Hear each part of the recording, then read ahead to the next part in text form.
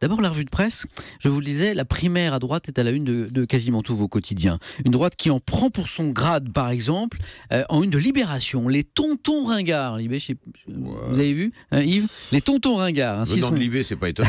Sont baptisés les 7 candidats qui vont à nouveau en découdre ce soir. Alors Libé l'affirme, sondage à l'appui, si les Français voteront probablement à droite en 2017, ils sont peu emballés par les propositions économiques et sociales des candidats.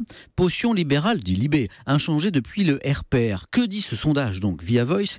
Eh bien que loin de générer un engouement collectif, les solutions proposées par la droite suscitent un scepticisme majoritaire au sein de l'opinion. 61% des Français jugent que ces propositions risquent de diviser le pays et seuls 39% des sondés considèrent que les remèdes de la droite sont plus efficaces que ceux de Hollande pour les maux de la France. Donc Libération écrit ceci: une envie d'alternance ne fait pas un désir de droite. Les Français s'apprêtent à mettre au pouvoir une majorité dont ils récusent le programme.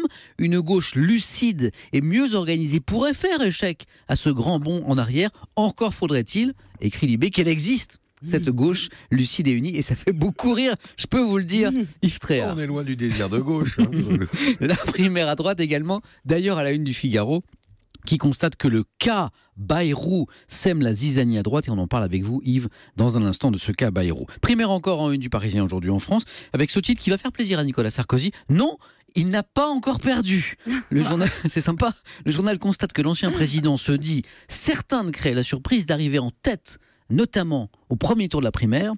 Alors pourtant, il y a les sondages, on est d'accord. Mais voilà, Nicolas Sarkozy fait remarquer qu'on regarde le mauvais chiffre. Seul compte à ses yeux sa cote d'amour près des sympathisants de droite. Et il met en avant ses meetings bondés, la foule, ses dédicaces, ses audiences canons sur les radios et télé où il est invité. Une seule chose est sûre, verdict, les 20 et 27 novembre prochains.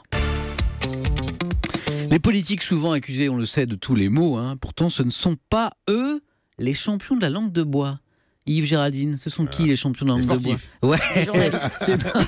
Non, ce sont les footballeurs. C'est le constat du Parisien ce matin qui penche sur le phénomène. Petit florilège, Yves et Géraldine. Écoutez bien, on est tombé face à un grand gardien. En fait, il faut comprendre, nos attaquants font n'importe quoi. Malgré la défaite, j'ai vu de bonnes choses. Là, il faut traduire. Là, il faudrait qu'on se bouge un petit peu. Ou encore, je respecte les décisions du coach, ce qui signifie en vérité, je ne comprends pas toujours ses choix. Il y en a plein d'autres, c'est assez savoureux et sympathique. Et c'est à lire dans le Parisien.